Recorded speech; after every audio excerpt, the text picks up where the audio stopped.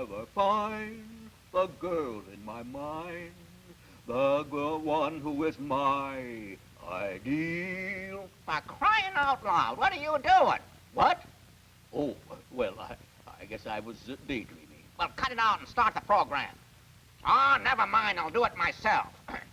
Folks, this here is Language in Action, a program about words. Well, that really is very uncouth, Crashaw. Don't you call me that, you semanticist. No, see here. See here yourself. Now, you asked for it. Now, wait a minute. Oh, wait, hold on.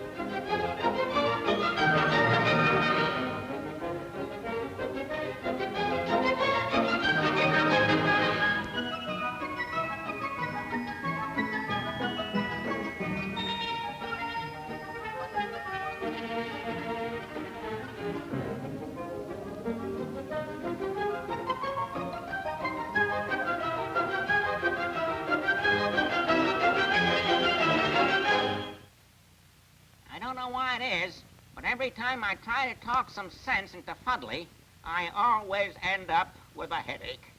Well, anyway, the doc has a very special guest today, a fellow named Clancy Hayes. So let's check the action, shall we? I will build a dream house, cozy little dream house, roses round the door, you will love it more every day. And though it's big enough for you and me, someday there may be tea for three in that little dream house that I built for you. That's just it, Clancy. That's just it. We're talking in this series about semantics, which, as I've said before, is the study of the relation between language and thought and behavior. Or another way of saying it is, it's the study of the relationship between how people talk, how they think, and how they act. On this occasion, as a diversion, I hope an instructive diversion, I'd like to apply the theories of semantics to a specific area of concern, namely to the words of popular songs. Let me go back to an earlier idea we dealt with in this series, namely the concept of maps and territories. The notion of words and thoughts as being the maps, and the world out there being the territory of which these maps may or may not be a correct representation. Some people have a tendency to make up beautiful maps inside their heads of the territory out there, paying no attention to whether or not these maps are accurate representations of this territory. These are the people who tend to believe almost anything they are told so long as it sounds good because the map is so beautiful, rather than believing what is said because it checks with the facts. Now, let us call this attitude a fantasy orientation. As distinguished from this fantasy orientation, there is what might be called the reality orientation, in which one tries to make maps which correspond closely with the territory and in which one revises maps as you go along. Now, I'd like to try to explain this and illustrate this difference between a fantasy and reality orientation by examining the words of popular songs, an area of verbalization with which all of us, I'm sure, are to some degree familiar. I'm concerned about this because at one stage or another in all our lives, we sing popular songs, we listen to them, and often we memorize the words. And the words we memorize, to some degree, mold our attitudes and our expectations. Let's take the problem of love, about which so many songs are written. The hypothesis I wish to submit is that, as young people, our ideas and expectations of love are molded by the words of popular songs. In other words, by the maps of the territory of love experience which these songs describe. But in all too many cases, the attitudes about love exploited in these songs are psychologically unhealthy. The principal emotions expressed are wishful thinking, dreamy and ineffectual nostalgia, unrealistic fantasy, and often self-pity. Therefore, the question I wish to raise is whether the unrealistic and emotionally absurd quality of these popular songs does not, when taken by young people as a guide to their future experience, damage their chances of reaching emotional maturity, or at least delay that maturity while they go through a series of unnecessary and avoidable crises and confusions. Wendell Johnson says in his book, People in Quandaries, that there is a discernible disease which he would like to call the IFD disease. Let me explain. The IFD disease is a triple threat semantic disorder of first idealization, then frustration, and then despair. And it works in the following way. First, one makes impossible and ideal demands upon life. Secondly, these demands are frustrated because the ideals were impossible to start with. And thirdly, as a result, you end up in demoralization, disillusionment, disorganization, and despair. Now, what Dr. Johnson said in his book is repeatedly illustrated in Attitudes Towards Love, expressed in popular songs. Let's go back to Clancy Hayes and trace with him these stages of love's unhappy progress. First, there's this matter of looking forward to love. The creation in one's mind is the object of love's search. An ideal dream boy or dream girl, the fleshly counterpart of which probably never existed on Earth. You know the idea, every night I dream a little dream, and of course Prince Charming is the theme, the he for me. You know that kind of thing. Something like that. Now will I ever find the girl in my mind, the one who is my ideal? Or will I pass her by and never even know that she is my ideal? Something like that? Yes, and of course with such an ideal in mind, one goes around searching. Oh, And yes. in the course of it, one meets a not altogether unattractive person of the other sex, and a psychological process known as projection begins, in which one attributes to a real person the sum total of the imaginary perfections one has dreamed about. I took one look at you, that's all I meant to do, and then my heart stood still. That's It's a the good idea, trick if you could do it, isn't it? Well, anyway, there's another one I'm thinking of there. It goes something like, now you were meant for me. I was meant for you. And I'm content the angels must have sent you, and they meant you just for me. That's it. That's exactly the idea. And, you know, love is depicted, if you ever noticed, in all these songs as a kind of magic. Never in these accounts of love euphoria that are expressed in these songs is there any intimation that having found one's dream boy or dream girl, essentially one's problems are just beginning. Rather, it is stated that since one has found the object of all one's dreams and so on, all problems are forever solved. I hope Fuddley and Crashaw are listening to this. Oh, yes, Doctor. Mr. Hayes and you have our complete attention. Yeah, we're listening. But what's all this talk about magic? Nobody believes in magic anymore. Oh, Crashaw, you're wrong. People do believe in magic. Otherwise, why do they listen to commercials and believe in them? Well, there's another story about this, too. Wendell Johnson operates a speech clinic where they take care of problems of stuttering and other such speech disorders. And he says that some people who come to his speech clinic will perform no exercises, do no drills, carry out no recommendations, not even read any books. Why? Because having come to what they think is the right speech clinic, their stuttering will somehow magically go away. And this is the essence of the belief in magic, the belief that no further effort of any kind is necessary in your problem solving. Now, isn't this same attitude often expressed in songs about love? For example, Clancy, you know, the idea of a land of bluebirds and fountains and nothing to do. Well, I suppose in building the dream world, the first thing you'd have to build is a dream house to live in. So, I will build a dream house, cozy little dream house. Roses round the door, you will love it more every day.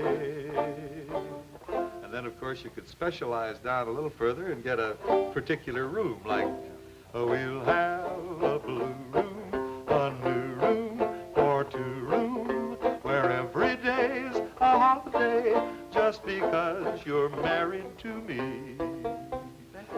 and they'd be sitting there on their little blue chairs drinking Picture you upon my knee, just tea for two, and two for tea, and me for you, and you for me alone. That's it. That's the entire idea. Don't you think the sentiments expressed in those songs are just lovely?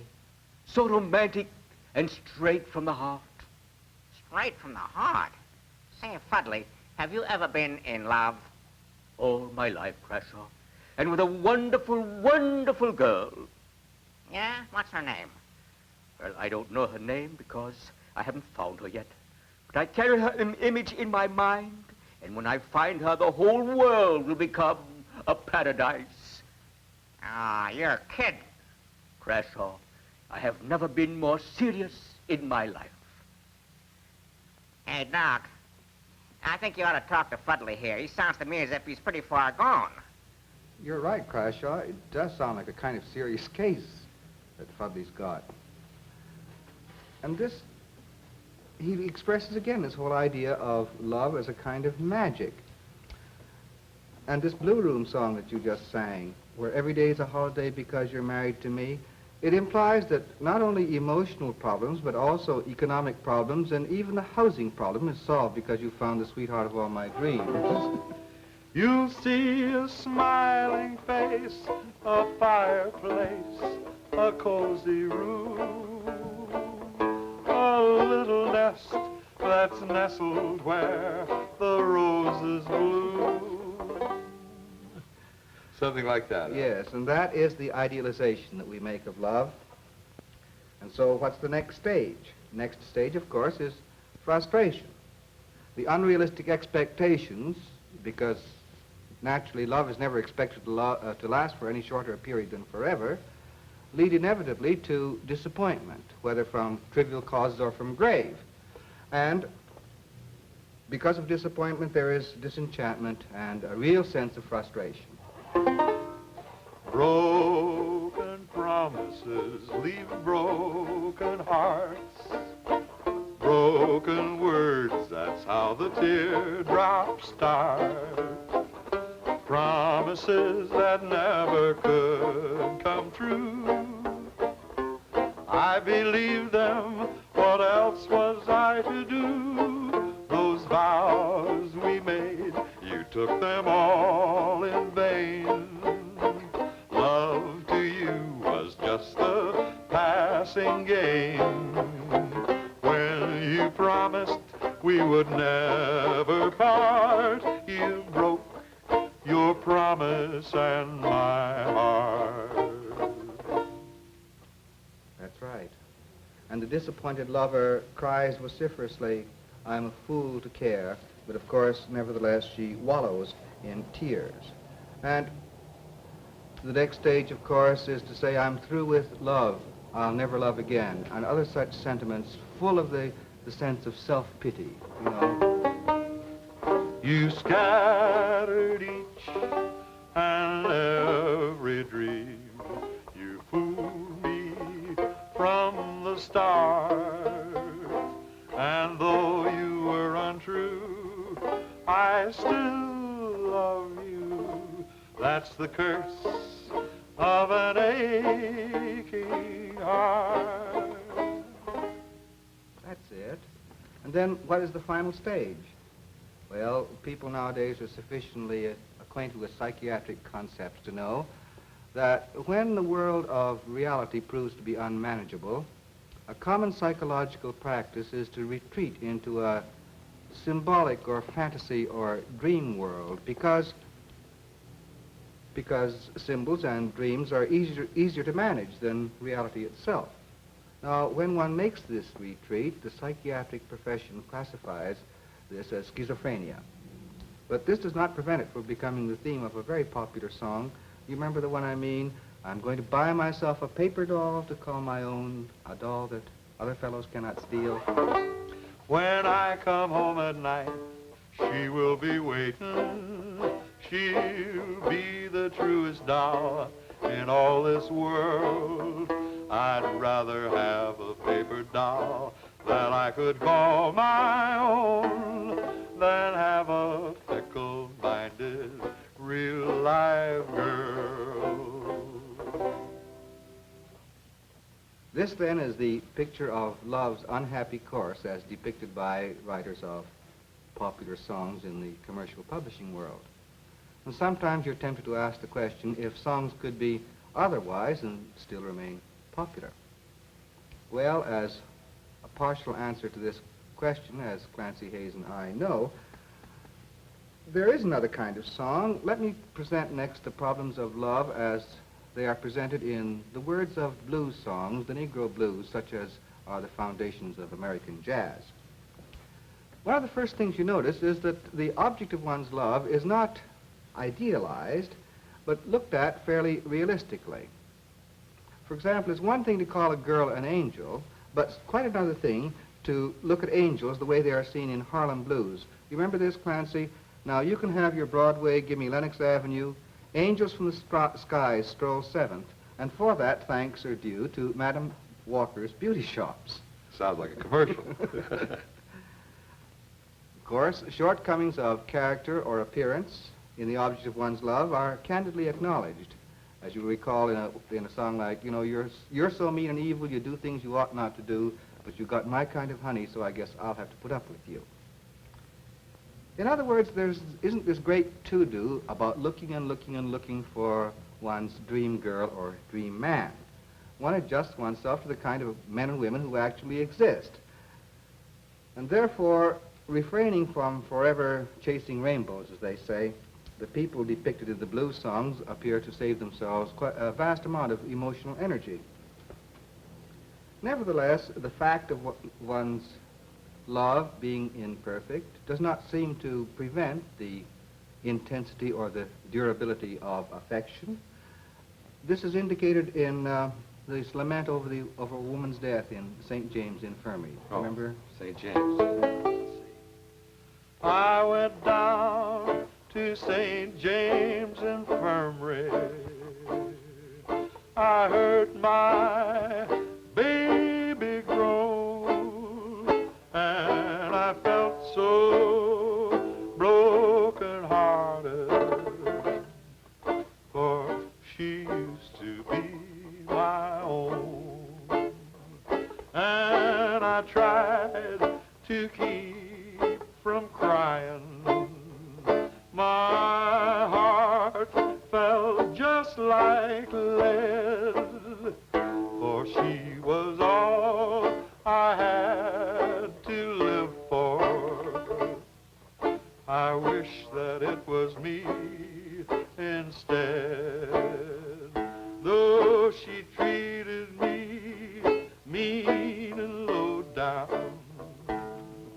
Well, somehow I didn't care, and my soul is sick and weary.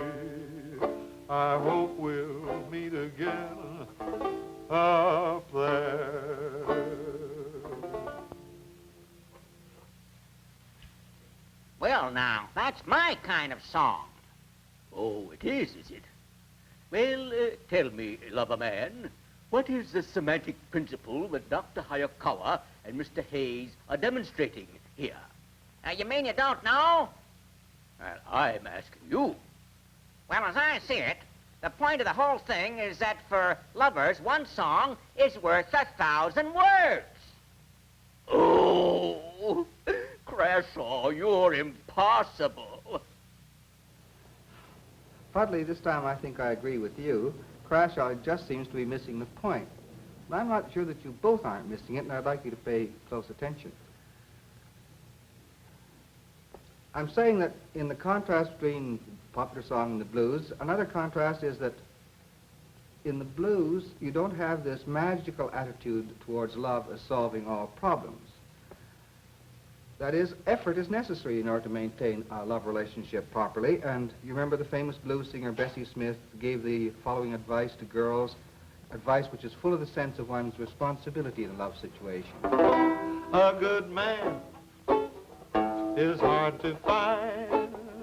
You always get the other kind. So if your man is nice, take this advice and hug him in the morning, kiss him at night. Get up and fix his breakfast, honey, treat him right. 'Cause a good man nowadays is hard to find, so hard to find. That's right. Love means a mutual human relationship with responsibilities as well as rewards. And I wonder if you've noticed, too, that although in many popular songs the song is from the point of view of the wronged lover, in the blues you very frequently get a statement of the person who has done the wrong candidly acknowledging the wrong he has done. Oh, yeah. Won't you come home, Bill Bailey? Won't you come home?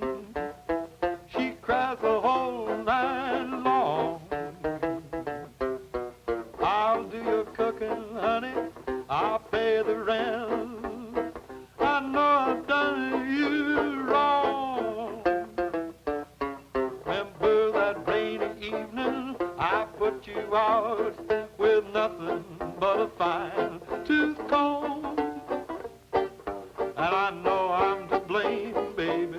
Ain't that a shame? Bill Bailey, won't you please come home? So there are tragedies and disappointments in love, in the blues, no less than there are in popular songs. But it seems to me that the quality of disappointment or unhappiness is different in the blues, because in the blues the fact of change in a changing world seems to be accepted. That is, people change, conditions change, and in spite of everything that you do to try to maintain and preserve a valued love relationship, failure may result. There's a song I remember of Bessie Smith's which states this problem of the sudden and tragic change of situation extremely well. It's the Young Woman Blues. Remember, I woke up this morning when the chickens were crowing for day, look on the right side of my pillow, my man had gone away. And by the pillow he left a note reading, I'm sorry, Jane, you got my goat. You got my goat. But her reaction to this blow, however, is not self-pity or tears or self-commiseration. The song continues, I'm a young woman and I ain't done running around. In other words, she may be hurt, but she's far from being demoralized. Now, this is what I find so interesting. This refusal to be demoralized, even under conditions which in popular songs calls for the utmost in self-commiseration and tears, seems to be found repeatedly in the blues. Therefore, instead of the sentiment of kick me in the face again because I love you, school of thought, the heartbroken men and women of the blues songs appear to regroup their emotional forces and carry on without breakdown of morale. In other words, the end of love is by no means the end of life. And so you find, I think, considerable tough-mindedness in the blues, a sort of head-on facing of the realities of existence. Consequently, one finds in the blues songs many comments on a variety of problems besides that of love. For example, a problem of urban congestion, as in I'm going to move to the outskirts of town. Or instances of folk wisdom, like, you remember when a woman gets the blues lodge, she hangs her head and cries, and when a man gets the blues lodge, he grabs a train and rides. And you remember that song that you like to sing involving this kind of folk wisdom, Nobody Knows You? Nobody knows you when you're down and out. In your pocket, not one penny, and of friends you just haven't any. Soon as you get on your feet again, then everybody wants to be your long-lost friend, buddy, buddy. It's mighty strange, there's no doubt. There ain't no gal can use you when you're down and out. I say when you're down and out. Thank you, Clancy. You understand, I'm not saying that idealization is in itself a harmful thing. Idealization is the necessary and inescapable product of the human processes of abstraction and symbolization. And without ideals, whether about love or other things, we should be swine indeed.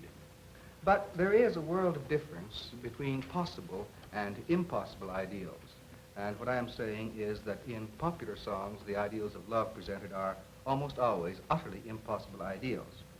So let me resubmit the problem with which this program began, namely, do popular songs listened to and memorized in the course of adolescent courtship make the attainment of emotional maturity more difficult than it need be? I would like to invite you to give thought to this question on the basis either of your own observations or your own experience. And what I'm saying about attitudes towards love is true about all other attitudes towards other problems. What is our basic orientation? Is it one based upon fantasy, or is it one determinedly based upon reality?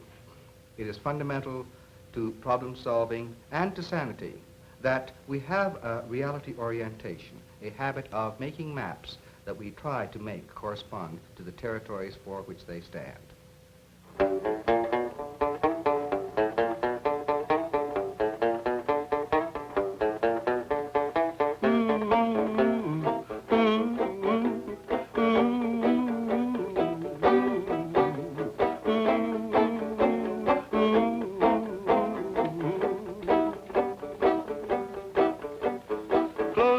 Behind me, Golden Gate, I'm leaving on a midnight plane. Landing Kansas City, 8:30, and then it gets a southbound train. Can't hardly wait to catch Katie, taking me home again. Lordy, Lordy, what a welcome will I get?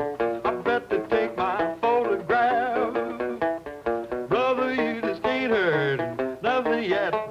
I bet they kill that fatted cat. 'Cause in my hometown on Acadia, Earl Hoggett don't mean half. This is National Educational Television.